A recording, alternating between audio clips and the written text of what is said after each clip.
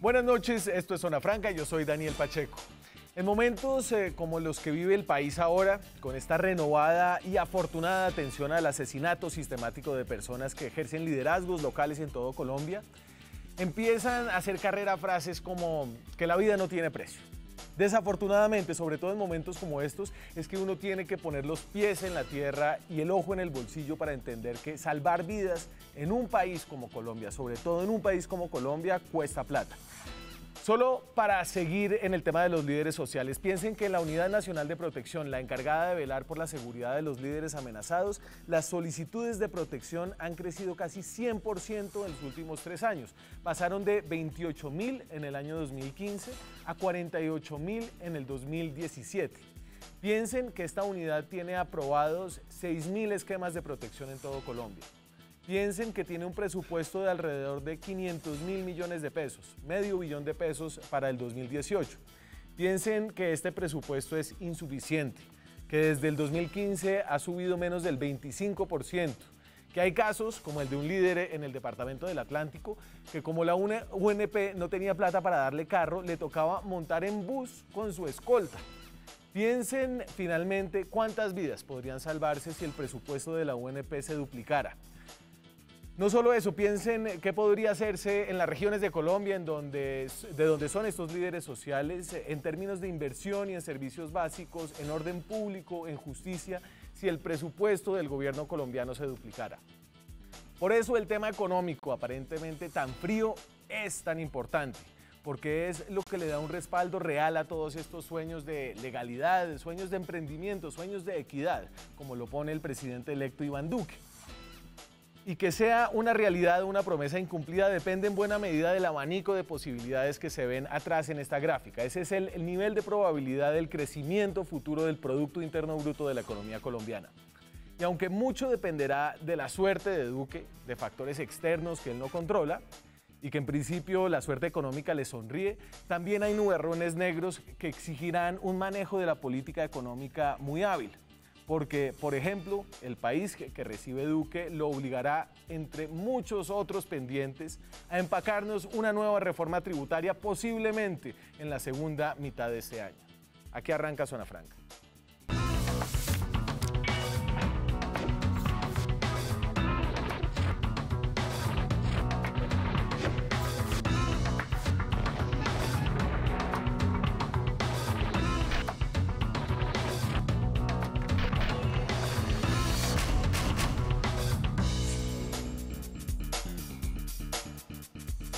Para hablar del país que recibe Iván Duque en temas de economía y los retos que tendrá, entre ellos de los que hablábamos al principio, la protección de líderes sociales, el emprendimiento, la legalidad, todas las promesas que se hicieron en esta muy larga campaña, me acompañan esta noche Camila Pérez, es subdirectora de Fedesarrollo, un tanque de pensamiento independiente. ¿Qué más, Camila? Muy bien, muchas gracias. Felicitaciones por su ascenso. Gracias. Jorge Humberto Botero es el presidente de Fasecolda, que es el gremio de las aseguradoras en Colombia. También tiene ahorita la cabeza del consejo gremial, que es el consejo de todos los gremios de Colombia. Jorge Humberto, ¿cómo está? Muy bien, muy contento, muy agradecido con esta invitación. Aurelio Suárez es ingeniero industrial, pero experto y aficionado a la economía. Trabaja muy de cerca con Blue Radio, es panelista, analista político. ¿Qué más, Aurelio? En política, ¿cómo estamos? ¿Qué sombrero le pongo en estos días? No, póngame, en vez de ponerme el sombrero político, póngame el de la defensa de Ecopetrol. Sí, creo que quedó bien. Bueno, no, y entonces usted ya arrancó por el final. Estoy identificado con Aurelio. Arrancó por el final. Yo también defiendo Ecopetrol. Jorge Humberto Botero propuso la semana pasada la enajenación parcial o total de Ecopetrol, básicamente privatizar Ecopetrol como una de las medidas, y solamente esto lo quería guardar para el final. Y creo que la propuesta de enajenar o de privatizar Ecopetrol, para decirlo en términos que le gustarán más a Aurelio, habla de La necesidad que tiene el país de ideas nuevas en un momento de estrechez fiscal que, aunque el optimismo parezca no mostrarlo en este momento, recibe el nuevo presidente Duque, ¿cierto? Creo que hay un panorama que en este momento hay petróleo más o menos caro, hay una bonanza anímica, económica, mundialista, no sé qué es, pero la realidad en los números, la cosa no se ve tan fácil, ¿no? Así es.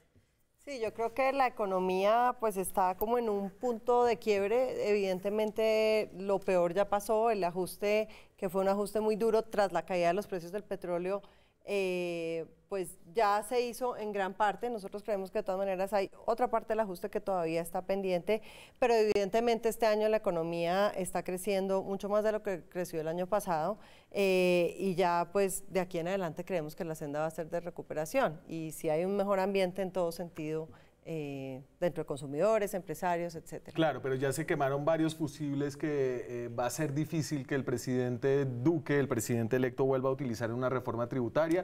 Por ejemplo, las ganancias de la pasada reforma tributaria creo que se pueden resumir a IVA, nada más que IVA, y el país ya no aguanta más del 19%. Correcto, pues, pero ante todo estar en acuerdo con Camila. El gobierno entrega las variables monetarias ordenadas, la inflación está bajo control, el tipo de cambio se encuentra en una situación de estabilidad, los déficits corrientes en la balanza de pagos son financiables y sostenibles, el país no está en crisis, está en una encrucijada muy compleja desde el punto de vista económico, fundamentalmente por razones fiscales, para dejar de lado factores políticos sumamente graves como los que Aurelio mencionaba con relación al asesinato de líderes sociales, que es una tragedia que el país tiene que afrontar con mucho vigor y no está teniendo éxito. Y entonces, Aurelio, usted que ha sido muy crítico del manejo económico, déjeme darle unos datos comparativos con América Latina, a ver usted qué nota le da de salida al manejo económico del presidente Santos. En comparación a otros países, y aquí hay, esto es el crecimiento promedio del 2010 al 2017, el crecimiento promedio del PIB en general y también del PIB per cápita, de lo que gana cada una de las personas o de lo que ha crecido como la capacidad adquisitiva de la gente en estos países. Y ustedes pueden ver que Colombia, por ejemplo, es el mejor país en esta comparación, excepto por Perú. El promedio de crecimiento del Producto Interno Bruto del 2010 al 2017, que son los años santos, es de 4%. Obviamente eso hay que decir que la mayoría se creció en los primeros años, lo menos después, ahorita. Y el promedio del PIB per cápita creció 2,8%, que como les decía es el mejor puntaje, solo superado por Perú, al menos en esta comparación de la región. Aurelio, ¿usted qué dice como allá al final de estos 8 años de manejo económico? Yo hago un análisis, Daniel, un poco diferente al que hace el doctor Botero. En este sentido, no sé si Camila, porque no escuchaba, pero en este sentido, Daniel, yo no miro por pedazos el frente cambiario, el frente monetario y el frente fiscal. Entonces estos están bien y este está mal. No, yo tengo una visión distinta. Los problemas fiscales del país no son la causa de los problemas, son una manifestación del problema. O sea, es la fiebre que muestra la infección. No se debe mirar por aparte. Corresponde a un efecto de una política económica. ¿Y en qué consiste el problema fiscal del país? El problema fiscal del país consiste en lo siguiente: desde comienzos del siglo XXI, el país decidió que la variable principal de la economía, la variable de cierre de la economía, era el capital extranjero. Y eso nos ha llevado a una situación de déficit, o sea, de saldos negativos, para que los televidentes puedan tener una idea clara, saldos negativos recurrentes, tanto en el frente externo como en el frente fiscal, que se expresa y se manifiesta fundamentalmente en este hecho. En el año 2000, la deuda bruta del sector público no financiero era de 88 billones de pesos, con B de billete, de 12 ceros. No estoy hablando del billón en inglés, el millardo de 9, sino de 12. Y hoy tenemos un endeudamiento de 500 billones de pesos. Es decir, en este momento, aquí cerca, unos 10 cuadras o 15, Hospital Samaritana o Materno Infantil están haciendo una criatura, aquí en Bogotá. esa criatura nace debiendo más de 10 millones de pesos. No sabemos cómo la van a bautizar, ni de qué PS es, pero lo que sabemos es que nace debiendo 10 millones de pesos. Y hoy estamos en una situación en la cual ese endeudamiento del sector público no financiero está del orden del 53% del Producto Interno Bruto, y si usted le suma la deuda de Ecopetrol, se le acerca al 60% del Producto Interno Bruto. Este es un dato de ANIF, del doctor Clavijo, que es un nivel, lo que llaman el nivel Maastricht, que en Inglaterra, que en Europa, perdón, cuando usted llega al 60%, tengo Inglaterra metido seguramente en la cabeza por el fútbol, pero el 60, cuando usted se acerca al 60% del Producto Interno Bruto en endeudamiento, llega a ser tenido como una economía paria. Pero a ver, pero deber plata no es malo per se. No, no es malo, lo que es malo es no tener con qué pagar. Esto es lo que es malo, y no tenemos con Pero qué a pagar. Colombia, si le siguen prestando es porque le siguen creyendo. ¿O están...? Así es, digamos que hay que mirar un poco las cosas en perspectiva. Evidentemente el nivel de deuda en Colombia ha subido, en parte porque el déficit fiscal tuvo unos años en que aumentó producto de la caída de los ingresos petroleros, que representaban una cuarta parte de los ingresos del gobierno, que se desaparecieron de la noche a la mañana. O sea, en un año al gobierno se le desaparecieron una cuarta parte de los ingresos. Entonces, eso además se tradujo en una devaluación importante de la moneda, que aumentó el saldo de la deuda externa en pesos, porque la devaluación fue del 70% en un año, como consecuencia de lo mismo. Entonces, evidentemente, pues la deuda ha aumentado no solo porque el endeudamiento haya aumentado, sino también por variables externas. Como respuesta a eso, pues ha habido un proceso de ajuste que creemos nosotros, lo repito, no está completo. Una parte fue la reforma tributaria, que ayudó a compensar de alguna forma la caída de los ingresos petroleros, pero evidentemente no llenó el hueco que nos dejó la caída del precio del petróleo. Pero creo que pues el hecho de que Colombia, digamos, mantenga su grado de inversión, y ese es uno de los activos más importantes que va a tener que cuidar. Y eso significa, gobierno. Camila, que básicamente a usted le prestan plata sin cobrarle tantos intereses. Exacto, que las tasas a las cuales el gobierno colombiano se puede endeudar, tanto en Colombia como afuera, pues son tasas favorables y mejores que las de otros países, de pronto como las que veíamos en el gráfico que usted estaba mostrando. Sí. Entonces, es cierto que la presión que genera el pago de intereses sobre las cuentas fiscales es alta, y es cierto que sería deseable reducirlo, pero pues finalmente también es el reflejo de una situación compleja y de una crisis que, si uno la mira en perspectiva, la caída en el valor de las exportaciones colombianas durante el año 2015 tras la caída de las... es la más fuerte que ha tenido en la historia, es peor que la de la depresión del 29. Y entonces, solamente para ver esto, dame renta petrolera, y aquí, Jorge Humberto, yo tomo del ejercicio que ustedes hicieron en Fasecolda sobre, esto es, cuánto del ingreso del gobierno nacional venía de las rentas petroleras. Entonces, lo que está en naranja son los dividendos que paga Ecopetrol, porque el Estado es accionista de cerca del 80% de Ecopetrol, y lo que está... 88. Y lo que está en azul son los impuestos que le pagan todas las petroleras, además de Ecopetrol. Entonces, cuando ustedes ven, por ejemplo, en el año 2013, cuando el petróleo estaba caro, el gobierno colombiano, más o menos 20 de cada 100 pesos que recibía el gobierno colombiano, lo recibía de la renta petrolera. Y eso pasó a ser 0.5 de cada 100, o más o menos 1, porque hay 0.6, perdón, en el 2016, que cuando los precios se fueron al piso. En ese sentido, Jorge Humberto, usted diría que, digamos que el gobierno Santos sortió una situación muy mala y entrega una economía relativamente estable en un momento de divergencia. ¿Hacia dónde va esa divergencia? Yo francamente creo que en el corto plazo no hay motivo de preocupación, en el corto plazo. Pero tenemos una situación fiscal muy compleja y en eso creo que todos tres estamos de acuerdo.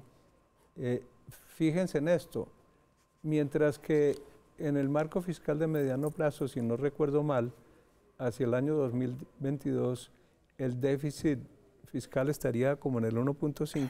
Si quieres se lo pongo ahí. Sí, el déficit fiscal, ponlo porfa. Estaría en 1.5 el consenso de los analistas es que estará en el 3.5. Claro que es imposible bajarlo a 1.5. Sí. Entonces, bajar la proyección del gobierno implica un ajuste fiscal brutal que uno no ve factible y por ende realizar políticas de corte keynesiano para hacer que una economía que crece poco crezca más no es una opción real, no tiene factibilidad. Y es en ese contexto que la propuesta de optimización del portafolio de inversión pública viene a ser tal vez la solución que por supuesto entiendo bien que Aurelio no comparta. Y entonces ahí, usted hablaba de esto, Camila hablaba de esto, Jorge Humberto, y esta es la preocupación que tiene todo el mundo. Este es el déficit fiscal, que es básicamente gastar más de lo que uno gana. Y siempre estar al debe.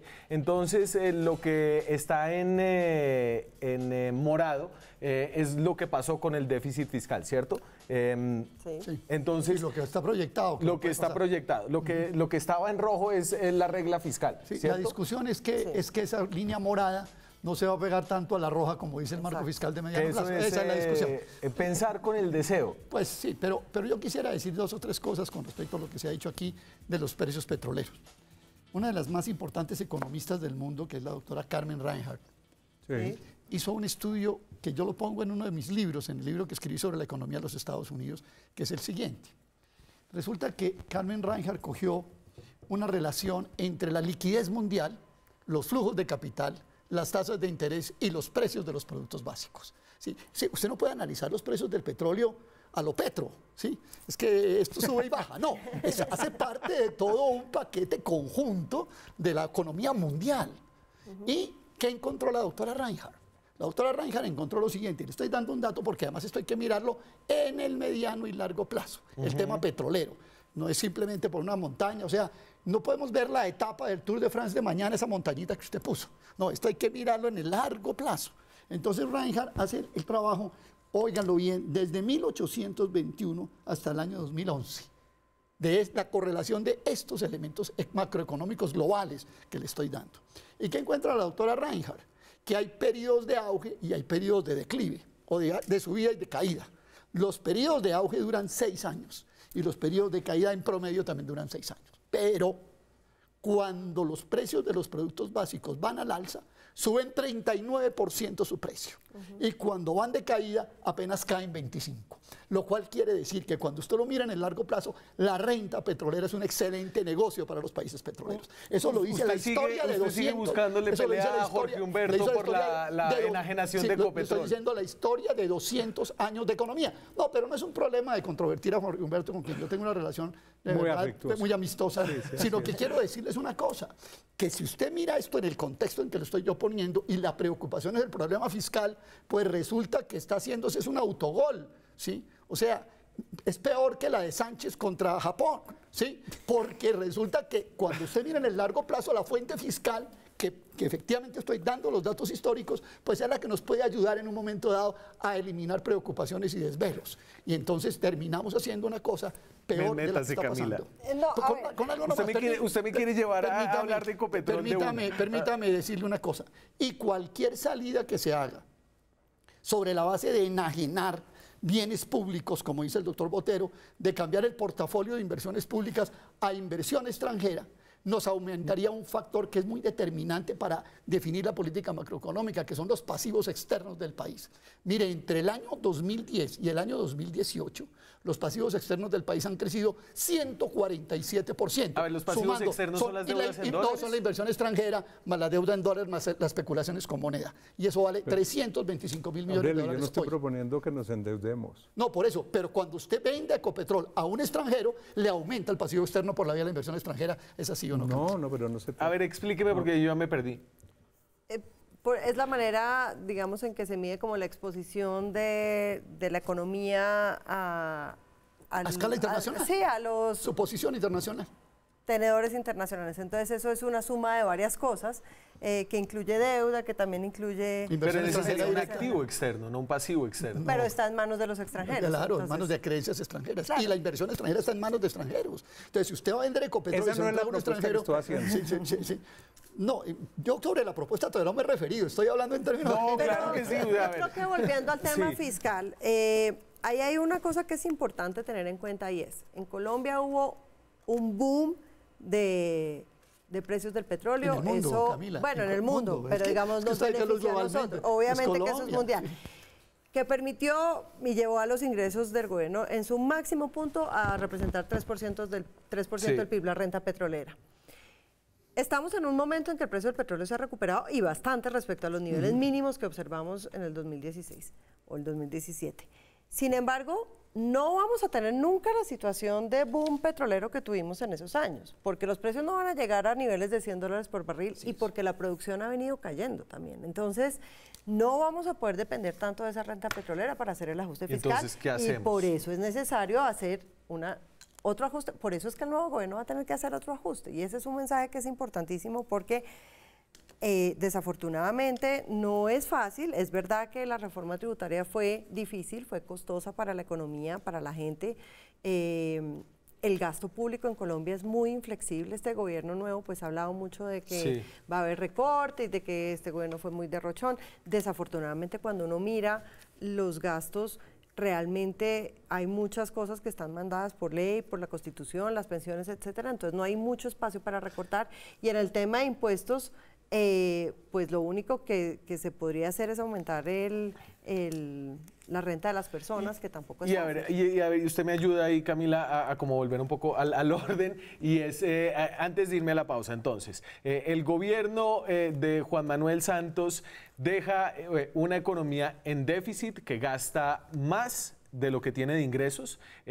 Sin embargo, una economía que logró superar el choque externo Sí. de la reducción de los precios del petróleo con una nueva reforma tributaria dolorosa para el pueblo colombiano, que ahora paga un nivel de IVA del 19%. Sin embargo, con todo y eso no le alcanza para balancear sus cuentas. Sigue gastando más de lo que ingresa. Y lo financia con endeudamiento.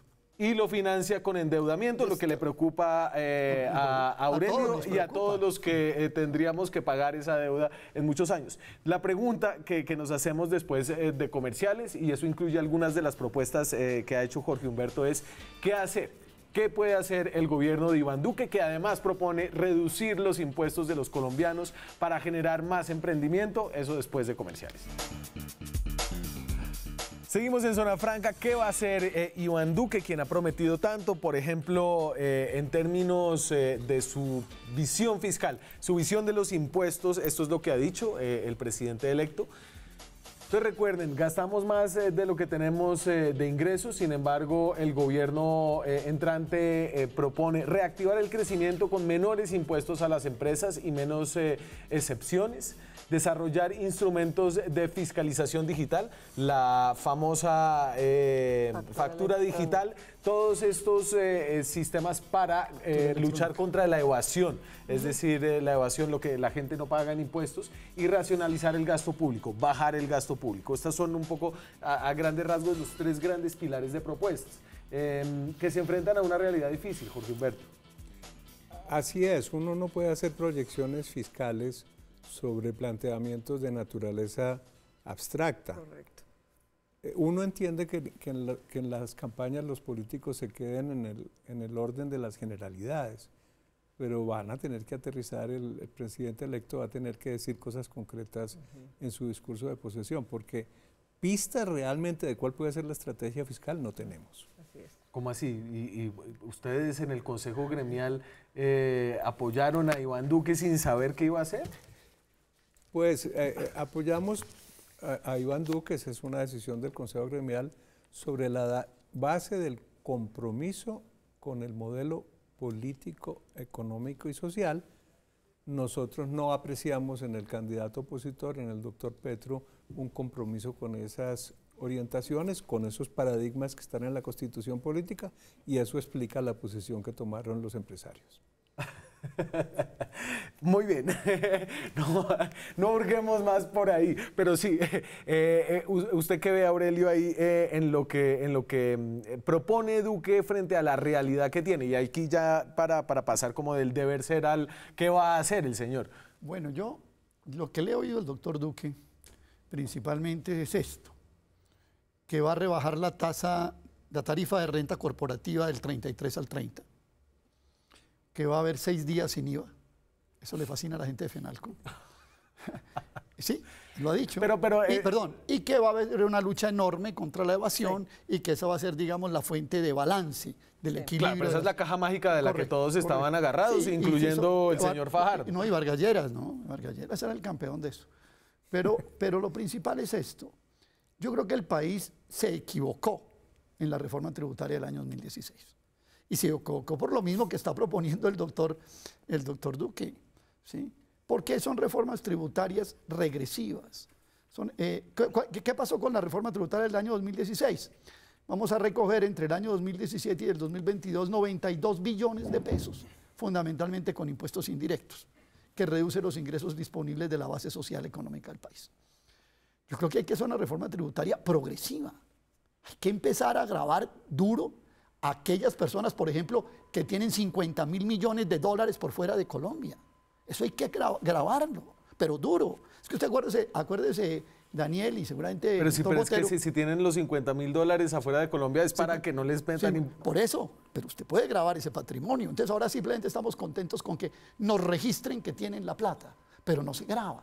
Yo creo que, acuérdese, es que me acuerdo el email de la señora de Servientrega a sus asesores, ¿se acuerda?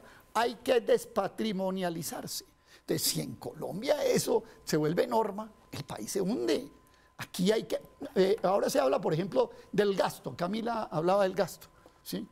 El gasto no son las cortinas de tutina en la casa de Nariño. Ese no es el gasto, ¿sí? El gasto es que el país concedió una serie de beneficios tributarios que no puede financiar.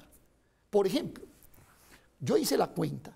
¿Cuánto es lo que se ha ganado las empresas extranjeras cuando giran utilidades después de que el doctor Carrasquilla en el gobierno de Uribe eliminó el impuesto de giros a las utilidades? ¿Sabe cuánto se han ganado? 25 billones de pesos. Esa es la verdad, porque pagaban 7% del impuesto de giros a cambio de dar empleo. Bueno, ayúdenle al modelo, porque no puedo... Entonces, fíjense usted que aquí hay muchas cosas por hacer. A ver, grabar el estudio, métase, Camila, el métase, estudio porque es que de Juliana Londoño y del profesor Alvarez sobre el tema de la renta de personas naturales muestra que las personas que están en el 1% del altísimo ingreso pagan una tarifa de renta del 4%. Entonces, aquí sí hay de dónde coger que hay que poder hacerlo. A ver, yo en algunas cosas, evidentemente yo coincido con el doctor Botero en que el gobierno va a tener que hacer propuestas concisas que hasta ahora no se han oído. Como las que hice yo. Cosa es lo que se hace en campaña y otra cosa es lo que se anuncia en el gobierno. No bajar los impuestos. No, lo que pasa es que desmontarse una promesa como esa va a ser difícil. Yo coincido con Aurelio en que hay espacio para aumentar los impuestos de altos ingresos. Eso es muy difícil de hacer. Evidentemente la Comisión de Expertos Tributarios, en la cual FEDesarrollo participó, recomendó como complemento a la reforma tributaria aumentar, por ejemplo, los impuestos sobre los dividendos, sí, o los impuestos, o también la base gravable para personas naturales, que finalmente eso no fue aprobado. Es decir, poner a declarar a gente que gana más o menos 1,5 millones de pesos. Claro, a declarar más no pagar. Sí. Eso lo quitaron de la reforma, fue muy polémico. Pero pues es claro que yo no creo que la reforma tributaria o sea, la factura electrónica no nos va a salvar. No, sin duda que no, y tampoco es factible pensar que uno puede reducir la evasión. O sí en el mediano y largo plazo. Pero no inmediatamente. Pero reducir la evasión tributaria a la mitad es una tarea imposible. O sea, la verdad es que este gobierno ya ha reducido la evasión bastante. Pues yo le quisiera replicar a Aurelio en un punto. Sí, señor. Independientemente de cuál sea la tarifa óptima, justa, ideal para empresas, yo creo que debe ser igual para empresarios nacionales y extranjeros. No creo que sea una buena estrategia gravar más a los extranjeros con el impuesto que por fortuna se eliminó de remesas. Sí. Y hay una razón fundamental que es esta. El ahorro interno es inferior a la inversión que realizamos en el país. Es decir, es la inversión extranjera la que viene a complementar el ahorro insuficiente que hacemos los colombianos para sostener la tasa de inversión que tenemos.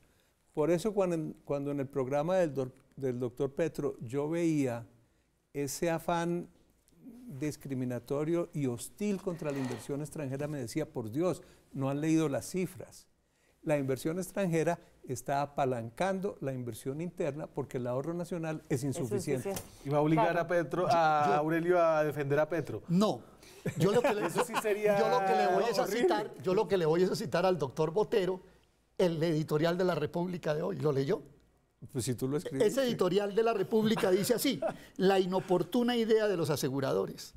Y dentro de eso tiene un párrafo que dice lo contrario. Dice, durante la pasada contienda electoral, todos los candidatos descartaron vender más acciones de Ecopetrol. Solo Gustavo Petro coincide con la idea del exministro Botero en que hay que eliminar el riesgo de depender de las rentas del petróleo, producto de alta volatilidad, según sus mismas palabras. Es decir, aquí el que está coincidiendo con Petro es el doctor Botero y no lo digo yo.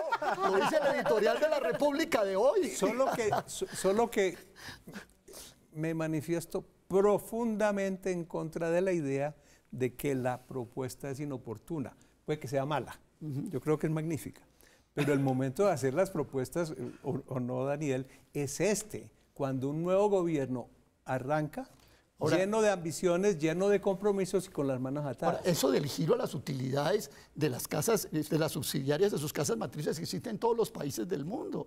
En Canadá, en España, en Francia está entre el 20 y el 30%, en Perú está en el 5%.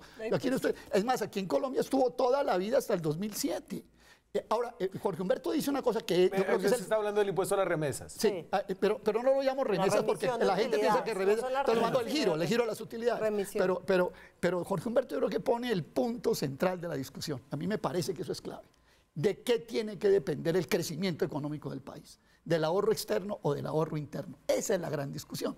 Entonces, Jorge Humberto me dice, no, es que el ahorro interno no financia al país. Lo que pasa es que el ahorro interno y el ahorro externo son como dos maticas. Si usted le echa agua a una y no le echa agua a la otra, pues va a depender de la que le echa agua. Y en Colombia le echamos agua a la matica del ahorro de afuera. Y para poner las cosas claramente. ¿Cuáles son las políticas económicas para fomentar el ahorro interno? Las medidas para inducir incrementos en la tasa de ahorro doméstico son muy difíciles de implementar. No parece que país alguno del mundo haya tenido un éxito notable, salvo China, en lograr, por medios democráticos, con economía de mercado, que aumente el ahorro doméstico. Sin planeación central de la economía, digamos. Sin planeación central de la economía no se puede. Pero entonces, espérese, porque para entender de lo que estamos hablando aquí, ahorro externo, ahorro interno, usted está hablando de fomentar la economía nacional. Claro. De poner barreras y proteger la economía nacional del mundo globalizado. Hay una cosa que es determinante, Camila, regáleme medio minuto.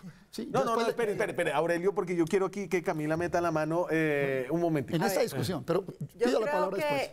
O sea, lo que dice Jorge Humberto es totalmente cierto. En Colombia hay un faltante porque el ahorro doméstico no alcanza y entonces necesitamos del ahorro externo. Ahora, eso puede ser visto con malos ojos o con buenos ojos, como todo en la vida. Depende para qué se esté endeudando uno, depende para qué se esté usando ese endeudamiento externo. Si ese endeudamiento externo lo usa la economía para fomentar la inversión, como ocurrió en los últimos años donde la tasa de inversión en Colombia se duplicó como porcentaje del PIB. Sí. Entonces, eso no es malo. Digamos, eso decía el ministro Cárdenas que estaba cuidando los huevitos. Claro, que estaba cuidando su huevito de la inversión. Entonces, una cosa es usar el endeudamiento para gastárselo, otra cosa es usarlo, entonces como todo en la vida eso depende. Entonces, yo no creo que sea malo per se tener endeudamiento externo, eso depende para qué lo está. Lo mismo que decir que el endeudamiento privado, por ejemplo, que la deuda externa en Colombia ha crecido mucho. Claro. Y las empresas en Colombia se han endeudado por fuera, pero se han endeudado también para invertir por fuera, para crecer. Entonces,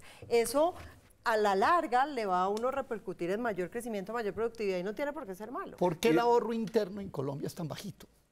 Porque tenemos un país con un ingreso para la base social prácticamente miserable.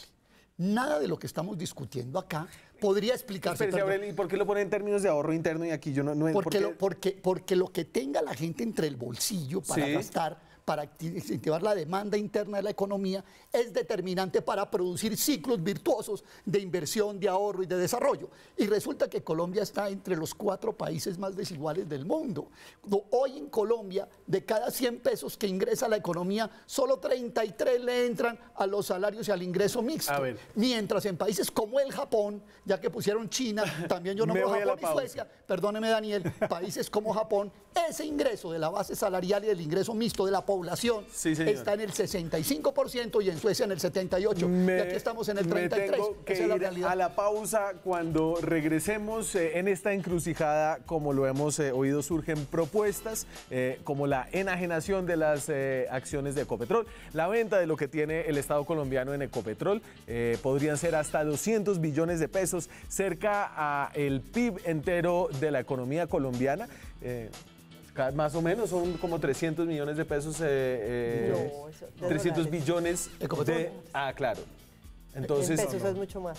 ¿Quién? o sea, el Ecopetrol equivale a más o menos 50% del PIB. No, ¿Sí está bien vendido? No. Ecopetrol, el PIB está en 900 billones, para que lo redondeemos. Sí. O sea que está por 800. debajo. ¿Puede está ser en- unos 150? 150. Bueno, pero póngale, No sé, sí. el patrimonio que registra en libros está arriba de 150. Yo me estaba billones. yendo a la pausa. Cuando regresemos a la propuesta de la enajenación de Ecopetrol, ya regresamos. Seguimos en Zona Franca. En medio de la estrechez fiscal que tiene Colombia, surgen propuestas y yo creo que este es el valor de esta propuesta. Habla de la necesidad de alternativas. La hace Jorge Humberto Botero y es vender Ecopetrol. Podría ser más o menos entre los cálculos que hace, entre 200, 100, 180. Entonces ahí depende un poco del precio del barril, que en negativos, digamos, más bajo de lo que está ahora sería 115 billones de pesos, en positivo 180 billones de pesos, podría ser. Estos son apenas como aproximaciones. ¿Y qué hacer con esa plata, Jorge Humberto? Esa es lo más interesante de la propuesta. Pero ¿cómo se llega a la propuesta? La economía está creciendo poco, la situación fiscal es estrecha, no es posible desarrollar una política keynesiana para generar crecimiento basado en el gasto público, no se ven fuentes externas de crecimiento que nos puedan ayudar, el país tiene un serio problema de baja competitividad y productividad, está probado en el mundo que las inversiones en infraestructura impactan en el largo plazo el crecimiento económico. Este es el corazón de la propuesta. Pues esos son los antecedentes de la propuesta. ¿Cuál es la propuesta?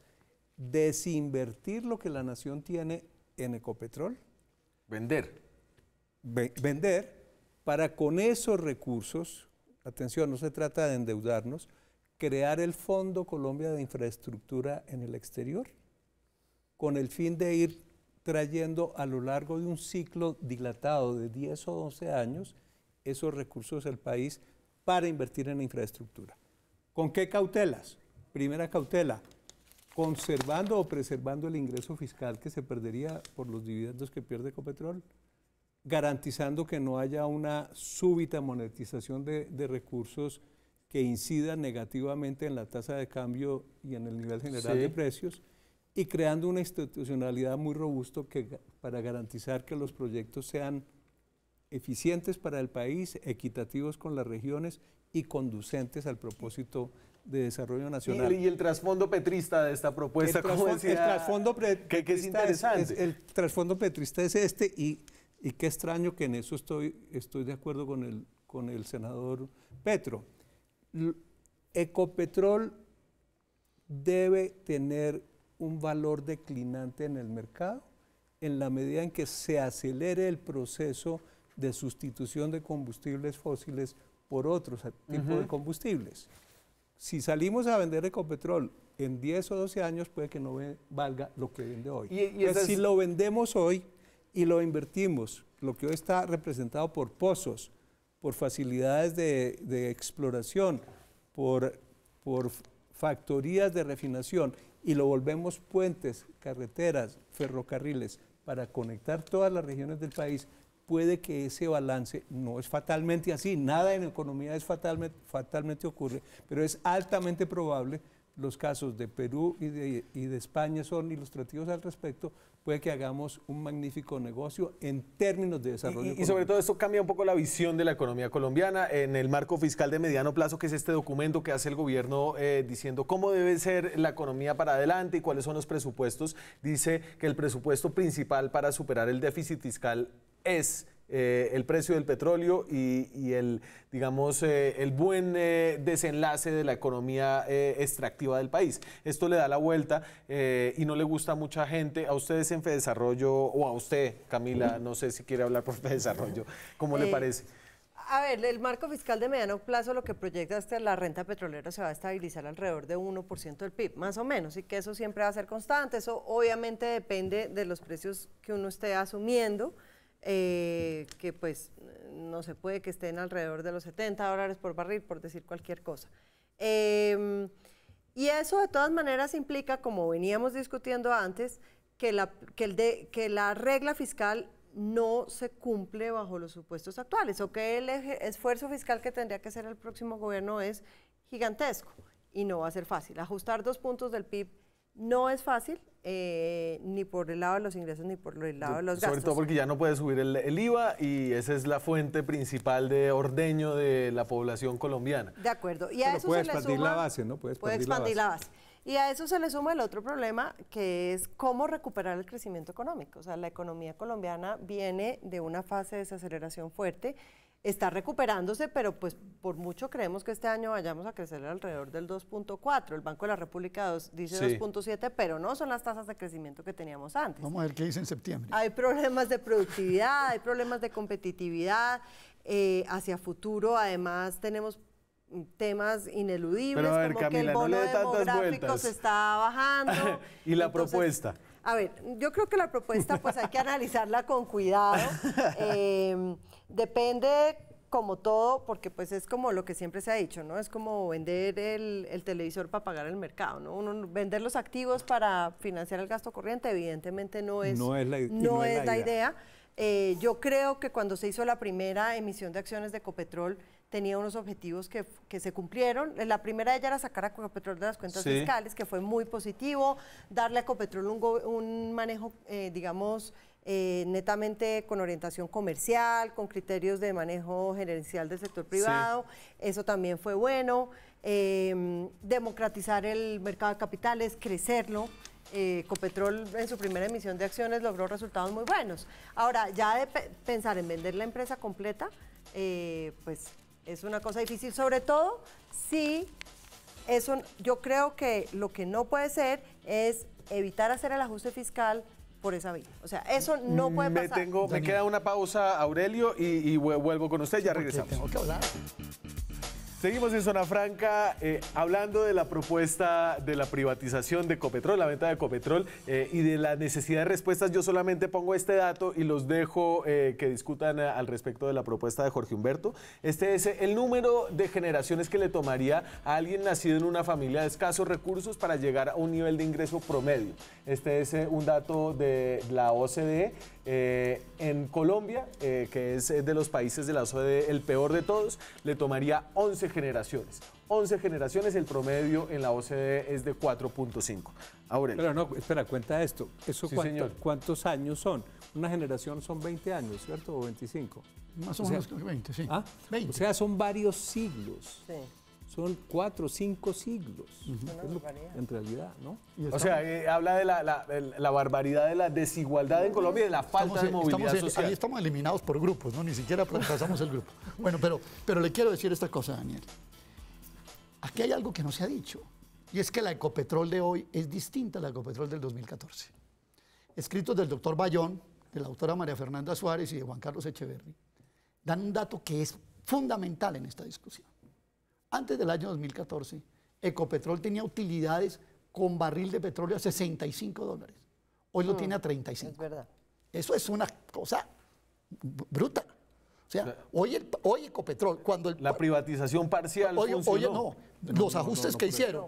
No tiene que ver con la privatización. Eso es de la privatización del año 2006 y estoy hablando del 2014 para acá, Daniel. Es trabajo gerencial. Sí, es un trabajo administrativo, gerencial y de consolidación, que es un salto enorme, pero además con una cosa adicional, y es que Ecopetrol ha cambiado su objetivo. El objetivo principal de Ecopetrol ya no es exportar crudo.